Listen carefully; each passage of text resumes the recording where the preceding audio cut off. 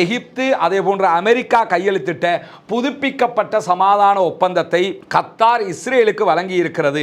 உக்ரைனில் நடக்கக்கூடிய வார பொறுத்தவரை உக்ரைன் என்பது ஐரோப்பாவினுடையவும் அமெரிக்காவினுடைய முழுமையான ஆதரவு பெற்ற ஆயுதங்களை கொண்ட மிக பலம் வாய்ந்த ஒரு நாடு.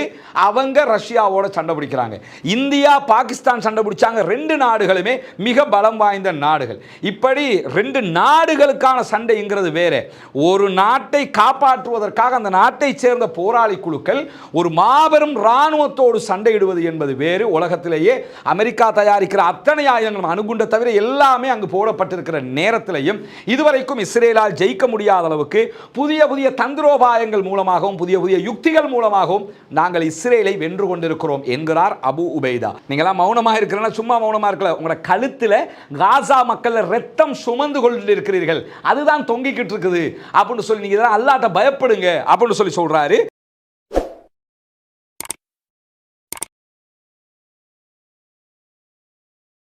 அன்பிற்கினிய சகோதர சகோதரிகளே, நம் அனைவர் மீதும் ஏக இறைவனுடைய அமைதியும் கருணையும் உண்டாகட்டுமாக. அஸ்ஸலாமு அலைக்கும் வரஹ்மத்துல்லாஹி வபரகாத்துஹு. இன்றைய நாள் 651வது நாளாக இருக்கிறது. காசாவிலே இஸ்ரேலிய ஆக்கிரமிப்பு இராணுவத்தினுடைய தாக்குதல்கள் ஆரம்பிக்கப்பட்டதில் இருந்து தொடர்ந்து காசாவிலே இருக்கக்கூடிய அப்பாவிகள் மீதான தாக்குதல்கள் உக்கிரமாக நடத்தப்படுகிற அதே நேரத்தில் வெஸ்ட் பேங்க் பகுதிகளில் மேற்கு கரை பகுதிகளிலையும் இஸ்ரேலிய ஆக்கிரமிப்பு இராணுவம் உச்சகட்டமான தாக்குதல்களை நடத்தி வருகிறது. இந்த நிலையில் இந்த காலகட்டத்திற்குள்ளாக ஒரு சமாதான பேச்சுவார்த்தையும் காசா தொடர்பில் நடைபெற்று வருகிற போது பாலஸ்தீன விடுதலை இராணுவத்தினுடைய ஊடக பேச்சாளராக இருக்கக்கூடிய சகோதரர் அபு உபைதா அவர்கள் இன்றைக்கு ஊடகங்களுக்கு பல முக்கியமான செய்திகளை பேசியிருக்கிறார்.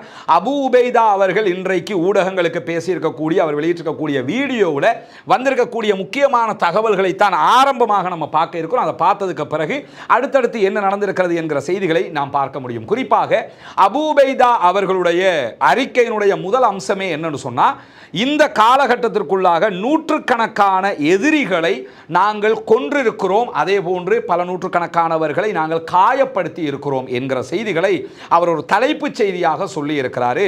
ஏன்னா உக்கிரமான தாக்குதல் காசாவுக்குள்ள நடந்து வருகிறது. இஸ்ரேலிய ஆக்கிரமிப்பு இராணுவத்தில் படுபயங்கரமான ஆயுதங்கள் இருந்தாலும் வான்வழி தாக்குதல்களால் அவங்க பொதுமக்களை கொன்றாலும் அப்பாவிகள் மீதான தாக்குதலை தான் அவர்களால் நடத்த முடிகிறது தவிர பாலஸ்தீன விடுதலை இராணுவத்தின் மீதான அவர்களுடைய தாக்குதல்கள் பொய்ப்பிக்கப்பட்டதாக இருக்கிறது. காரணம் என்னன்னா, அவர்கள் ஹிட் அண்ட் ரன் தாக்குதலை நடத்தி கொண்டிருக்கிறார்கள். இஸ்ரேலிய ஆக்கிரமிப்பு இராணுவத்திற்கு உச்சகட்ட பலவீனத்தை அது கொடுத்து கொண்டிருக்கிற காரணத்தினால்தான் நூற்றுக்கணக்கானவர்களை நாங்கள் கொன்றிருக்கிறோம், நூற்றுக்கணக்கானவர்களை படுகாயமடைய செய்திருக்கிறோம் என்கிற செய்திகள் ஆரம்பிக்கிற அபு உபைதா அவங்க சொல்றாங்க, பாலஸ்தீன விடுதலை போராட்ட அமைப்போடு இஸ்ரேலிய ஆக்கிரமிப்பு அரசாங்கம் ஒப்பந்தத்தை மீறிய இந்த 4 மாதங்களுக்குள்ளாக என்னவெல்லாம் நடந்திருக்கிறது என்கிற செய்திகளை பட்டியலிடுறாரு.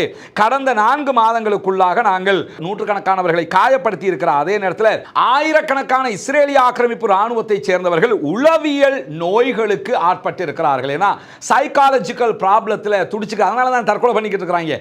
அதை சொல்லிட்டு என்ன சொல்றாருன்னு கேட்டா, அதே மாதிரி அதிர்ச்சியாலும் அவர்கள் பாதிக்கப்பட்டிருக்கிறார்கள் என்கிற செய்தியை இன்னைக்கு அபு உபைதா அவங்க சொல்றது மட்டுமல்லாம நம்மளுடைய வரலாற்றிலேயே பாலஸ்தீன வரலாற்றிலேயே மிக நீண்ட யுத்தமாக இந்த யுத்தம் இருக்கிற அதே நேரத்தில் நம்முடைய போராளிகள் நிறைய பாடங்களை இந்த யுத்தத்திலே கற்றுக்கொண்டிருக்கிறார்கள். புதிய தந்திரோபாயங்களை யுத்தத்திலே மேற்கொண்டு வருகிறார்கள். புதிய புதிய தாக்குதல் முறைகளால் எதிரிகளை எங்களுடைய போராளிகள் ஆச்சரியப்படுத்தி கொண்டிருக்கிறார்கள் என்கிற செய்திகளை அபு உபைதா அவர்கள் இன்றைக்கு சொல்லி இருக்கிறார். அதை நம்ம பார்க்க முடியும். உலகத்தில் எந்த ஒரு போராட்ட குழுக்கும் எதிராக இப்படியான ஒரு யுத்தம் நடைபெற்றதே கிடையாது என்பதுதான் உண்மை.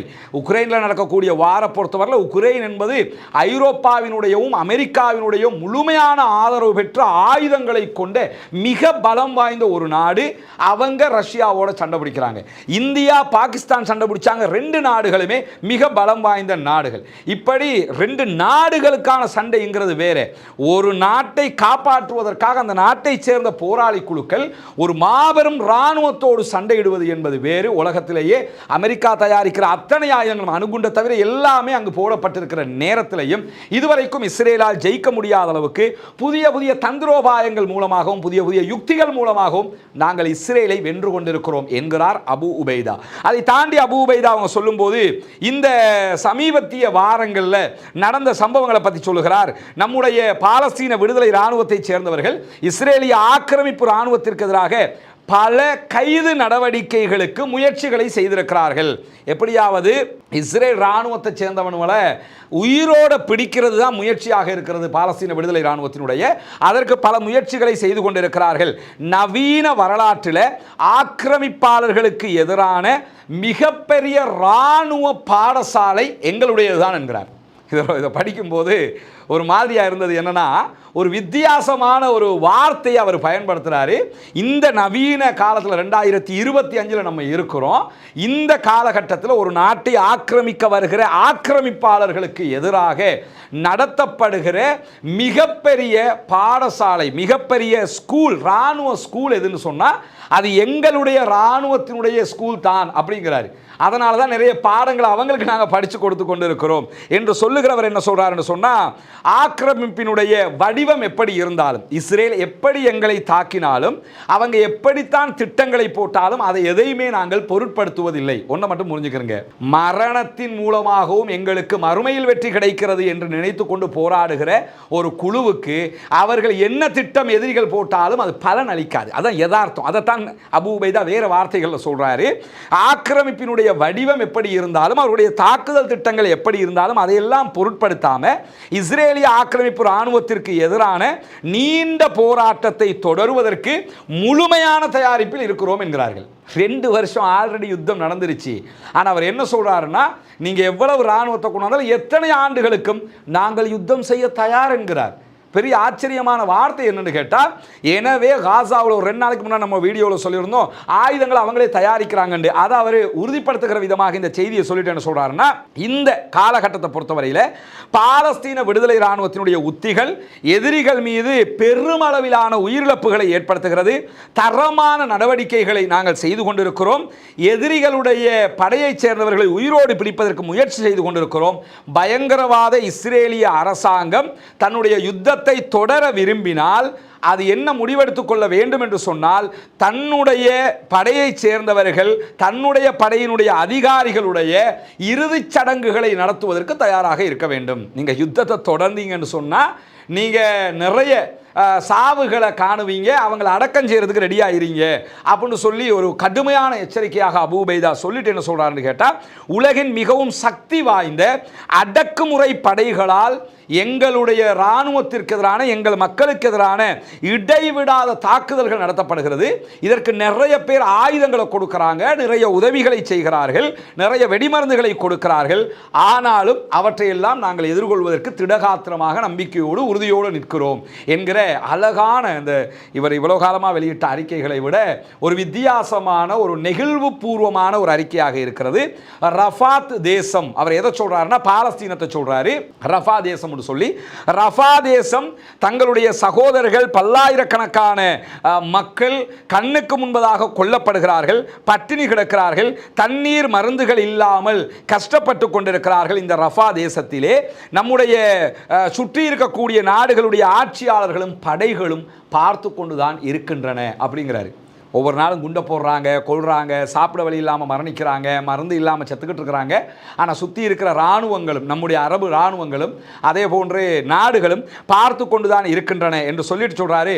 இஸ்லாமிய அதே போன்று அரபு தேசங்களுடைய தலைவர்கள், அவர்களுடைய உயர் அடுக்கு அதிகாரிகள், அதே போன்று அவர்களுடைய அறிஞர்கள், இது முக்கியமானது, அரபு தேசத்தினுடைய ஆட்சியாளர்கள், அதே போன்று இஸ்லாமிய அரபு தேசத்தினுடைய தலைவர்கள், உயர் அடுக்கு அதிகாரிகள், இராணுவ ஜெனரல்கள் மாதிரி இருப்பாங்களா இல்லையா, உயர் அடுக்கு அதிகாரிகள், அந்த நாடுகளுடைய அறிஞர் பெருமக்கள், உலமாக்கள் இருக்கிறாங்களா இல்லையா, இவங்க அத்தனை பேருடைய கழுத்தும் இப்போ எப்படி இருக்குதுன்னு சொன்னால், தங்களுடைய மௌனத்தால் காசாவில் இவ்வளவு பேர் கொல்லப்படும் போது அறிஞர்களும் பார்த்துக்கிட்டு தானே இருக்கிறாங்க.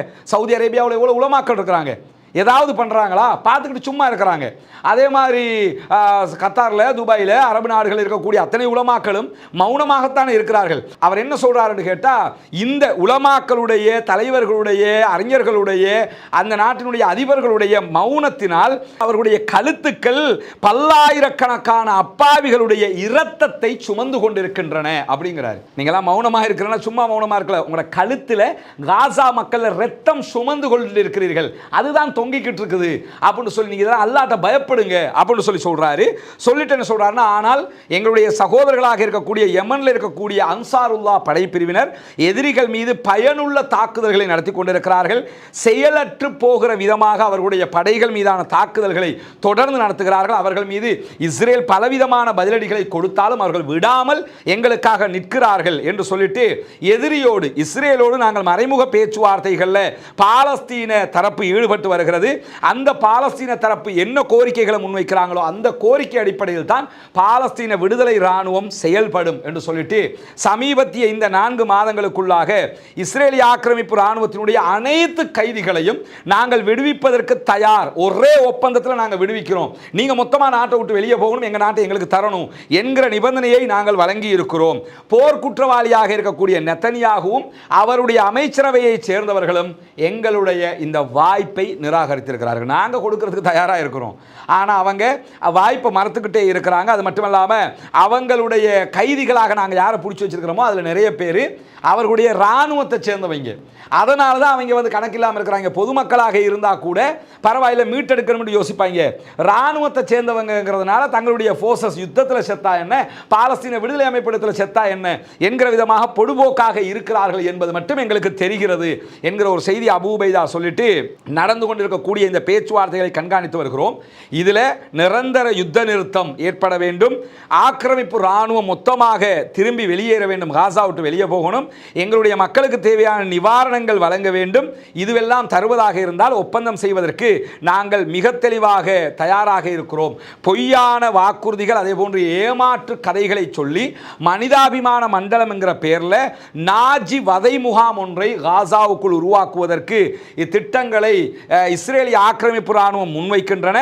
இந்த திட்டங்கள் எல்லாம் தோல்வி அடையும் என்று சொல்லக்கூடிய அபூ உபைதா கடைசியா சொல்றாரு, அரபு பேர்ல கூலிப்படைகளை இறக்கி விடுறீங்க, உங்களுடைய முகவர்களை இறக்கி விடுறீங்க, இதுவெல்லாம் உங்களுடைய தோல்வியின் அடையாளம், நீங்கள் தோற்று போவது நிச்சயம். அபு ஷபாப்ங்கிற பேரில் ஒரு படையை கொண்டு இறக்குறது, ஒவ்வொருத்தன பேரில் யாசர் அபு ஷபாப் பேரில் எல்லாம் இஸ்ரேல் பயிற்சியை கொடுத்து ஆயுதத்தை கொடுத்து குழுக்களை இறக்குறானா இல்லையா? இதுக்கெல்லாம் அவங்க என்ன சொல்றாங்கன்னா, அரபு பேரில் நீங்கள் கொஞ்சம் பேர்த்த களத்தில் இறக்குறதுனால எங்களை தோக்கடிச்சிட முடியாது, உங்களாலேயே எங்களை வெல்லலான்னும் போது எங்களுடைய துரோகிகளால் எங்களை வெல்லலாம் என்ற அர்த்தம் அல்ல, தாராளமாக அவர்களும் தோற்று போவார்கள் என்று சொல்லி தன்னுடைய அறிக்கையில் மிக தெளிவாக இன்றைக்கு அபூ உபைதா அவர்கள் சொல்லி இருக்கக்கூடிய காட்சிகள் வெளியாகி இருக்கிறது. எனவே பாலஸ்தீன விடுதலை இராணுவம் நீண்ட நெடிய யுத்தத்திற்கு மிக தயாராக இருக்கிறது. அதற்குரிய தேவைப்பாடுகளும் அதற்குரிய ஆயுதங்களும் அவர்களிடத்தில் இருக்கிறது என்பதை இன்றைக்கு தெளிவாக அபூ உபைதா ஒப்புவித்திருக்கிறார். ஆயிஷா சிஸ்டர், முகமது பிரதர், இது எங்க வீடு இல்லை, எங்கட பொறுப்பு முடிஞ்சு.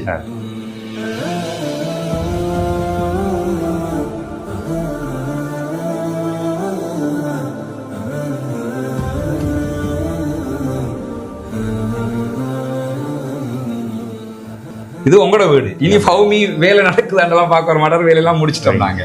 சரிதானே? உங்களுக்கு எப்படிமா? சந்தோஷமா, மகிழ்ச்சியா இருக்கா?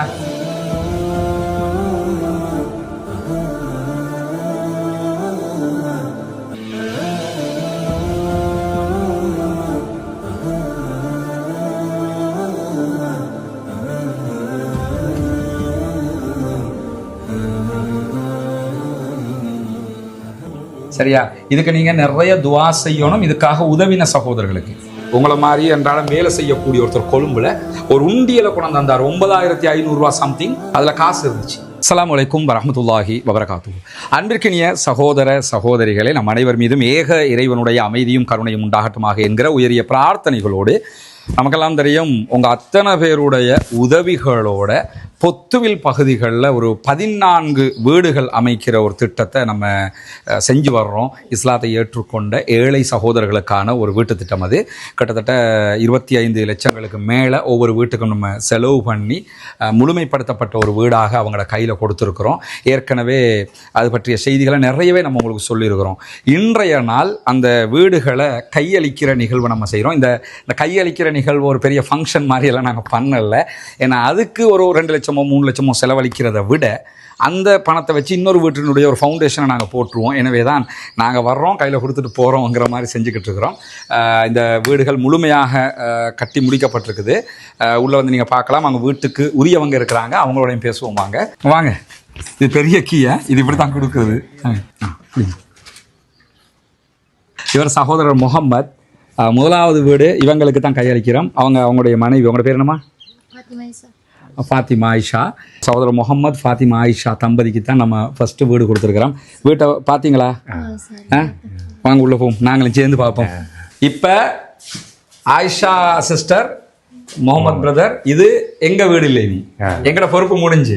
இது உங்களோட வீடு. இனி ஃபவுமி வேலை நடக்குதாண்டெல்லாம் பார்க்க வர மாட்டார். வேலையெல்லாம் முடிச்சிட்டோம் நாங்கள். சரிதானே? உங்களுக்கு எப்படிம்மா? சந்தோஷமா? மகிழ்ச்சியாக இருக்கா? சரியா? இதுக்கு நீங்கள் நிறைய துவா செய்யணும். இதுக்காக உதவின சகோதரர்களுக்கு வெளிநாட்டில் உள்நாட்டில் எல்லாருமே இதுக்கு உதவி இருக்கிறாங்க. கிட்டத்தட்ட நாங்கள் இதுக்கு ஒரு 25 லட்சத்துக்கு மேலே ஒவ்வொரு வீடுகளுக்கும் செலவு பண்ணியிருக்கிறோம். இது ஒவ்வொன்றும் யூடியூப்பில் சொல்லி சேகரித்த காசு. எனவே அல்லாஹ் வந்து அவங்களுக்கு நிறைய தந்தவங்க அத்தனை பேருக்கு நிறைய கூலிகளை கொடுக்கணும்னு நீங்கள் துவா செய்யணும். வீடுகளில் வேறு ஏதாவது குறைகள் இருக்கிற மாதிரி தெரியுதா? இல்லை இருந்தால் சொல்லிடுங்க. அதெல்லாம் நீங்கள் யோசிக்கிறது அப்படி நல்லா இருக்குதா? அப்போ இன்றையில இருந்து நீங்கள் எல்லாத்தையும் யூஸ் பண்ணலாம். துவா தான் நீங்கள் நிறைய செய்யணும். சரியா? அல்லாஹ் உங்களுக்கு அருள் புரிவான். பார்க்குற மக்கள் நீங்கள் செஞ்ச உதவியால் தான் இவ்வளவு நம்ம பண்ணி இருக்கிறோம். அல்லாஹ் அத்தனை பேருக்கும் அருள் புரிவான். ரொம்ப ஒரு மகிழ்ச்சியான ஒரு தருணமாக இது இருக்குது. எனவே நிறைய அல்லாஹ்விடத்தில் நாங்கள் உங்களுக்காக பிரார்த்தனை பண்ணுறோம். நான் ஏற்கனவே நாங்கள் போட்ட வீடியோக்களை நீங்கள் பார்த்துருப்பீங்க. ஒரு சகோதரி எனக்கு தெரிஞ்சு 140 ரூபா கூட அனுப்பியிருந்தாங்க எனக்கு. ஒரு விதவை தாய். இப்போ அண்மையில் அவங்க விதவை, வயசாளி, அவங்க ஒரு 5000 ரூபா அனுப்பியிருந்தாங்க. எனக்கு ஒரு கடிதம் அனுப்பியிருக்கிறாங்க. இதில் சேர்த்துக்கிறேங்க தம்பி, என்னால் முடிஞ்சது இவ்வளவு தான் அப்படின்னு சொல்லி. அதே மாதிரி உங்களை மாதிரி அன்றாடம் வேலை செய்யக்கூடிய ஒருத்தர் கொழும்புல ஒரு உண்டியலை கொண்டு வந்தார். 9500 ரூபா சம்திங் அதில் காசு இருந்துச்சு. அந்த உண்டியலை கொண்டு வந்தார். என்னை வந்து வீட்டு திட்டங்களை சேர்த்துக்கொள்ளுங்க. இப்படியெல்லாம் சேர்த்து செஞ்சுருக்கிறோம். அல்ஹம்துலில்லாஹ். எங்களால் முடிஞ்சதை உங்களுக்கு செஞ்சு வந்திருக்கிறோம்மா. சரியா? ரொம்ப சந்தோஷம்.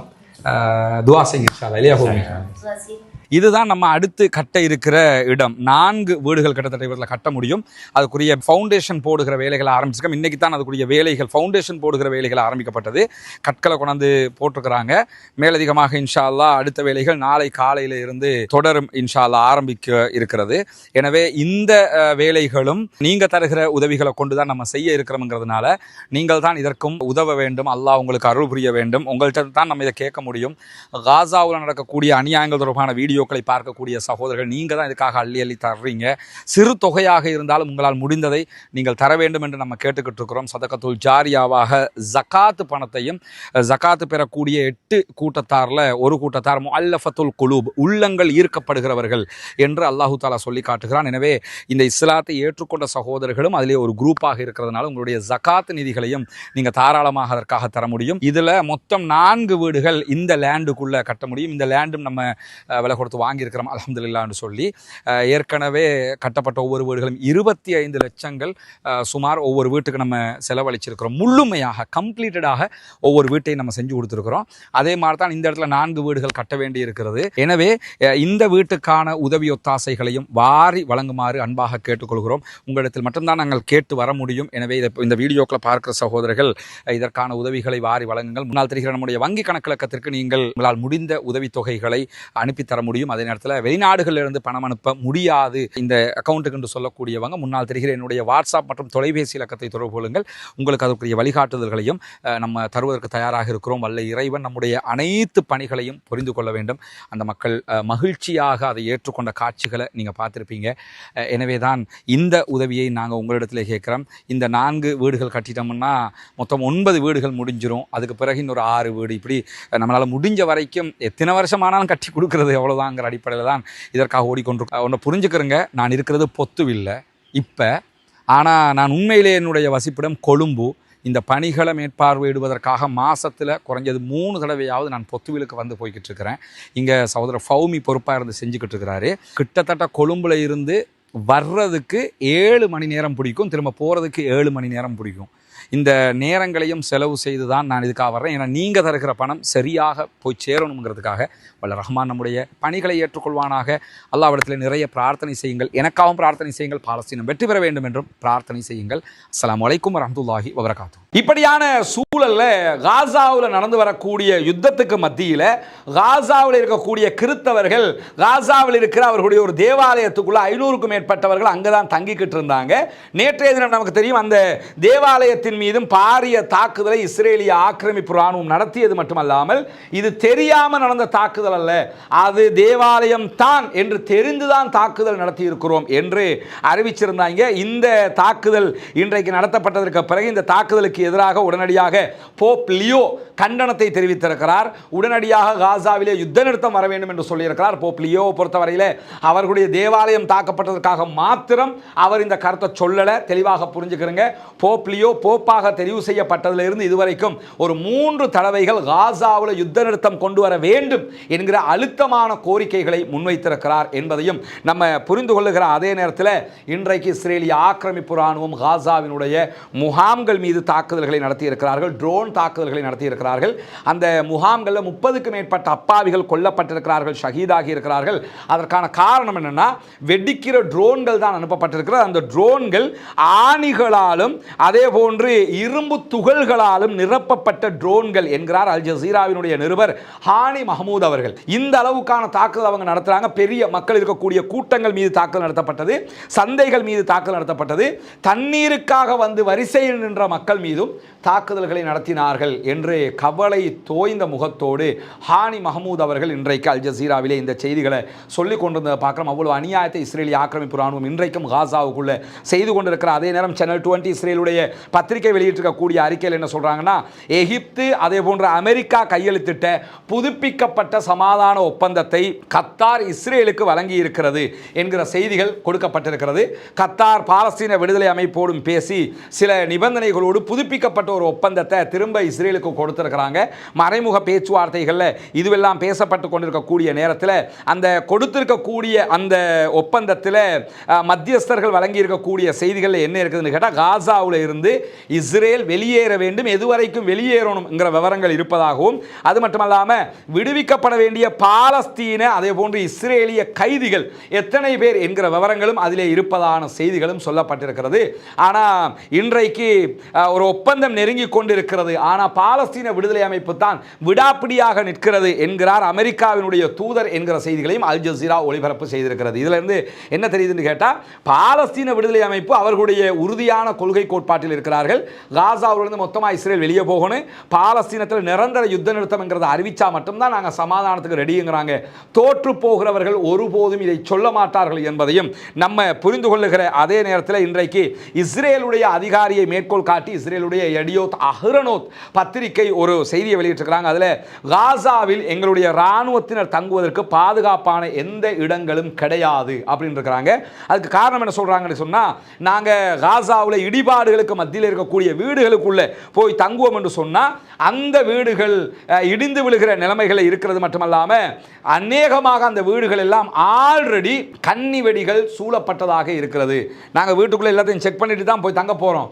ஆனால் அதுக்குள்ள எப்படியோ வெடிகளை உள்ளுக்குள்ள குண்டுகளை பாலஸ்தீன விடுதலை அமைப்பு வைத்திருக்கிறது. எனவே அதிலே எங்களுடைய வீரர்கள் கொல்லப்படுகிறார்கள் என்கிறார் இஸ்ரேலுடைய அதிகாரி என்று இஸ்ரேலுடைய பத்திரிகையே சொல்லியிருக்கிறது மட்டுமல்லாமல் நம்முடைய படையைச் சேர்ந்தவர்கள், இஸ்ரேல் படையைச் சேர்ந்த பல பேரும் வந்து இப்போ வாகனங்களுக்குள்ள தான் தங்கிக்கிட்டு இருக்கிறாங்களாம், வெஹிக்கிளுக்குள்ள தான் தங்கிக்கிட்டு இருக்கிறாங்க.